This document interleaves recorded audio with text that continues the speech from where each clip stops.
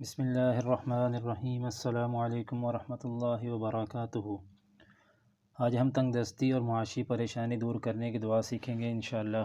اس سے پہلے آپ سب سے گزارش ہے کہ ہمارا چینل سبسکرائب کریں اور اس ویڈیو کو آگے ضرور شیئر کریں، جزاک اللہ۔ حضرت صلی اللہ علیہ وسلم فرماتے ہیں، جو تنگ دست اور محتاج آدمی گھر سے باہر نکلتے وقت اس دعا کو پڑھ لیا کرے تو اس کی معاشی پریشانی اور تنگ دستی دور ہو جائے گی انشاءاللہ۔ بسم اللہ علی نفسی ومالی ودینی، اللہم ارضنی بقضائک وبارک لی فیما قدر لی حتی لا احب تعجیل ما اخرت ولا تأخیر ما عجلت۔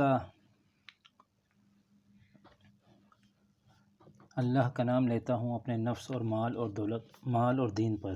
اے اللہ، تو مجھے خوش کر دے اپنے قضاء و قدر فیصلہ سے، اور جو کچھ میرے لیے مقدر کر دیا گیا ہے اس میں برکت عنایت فرما، تاکہ میں دیر سویر کو نہ چاہوں۔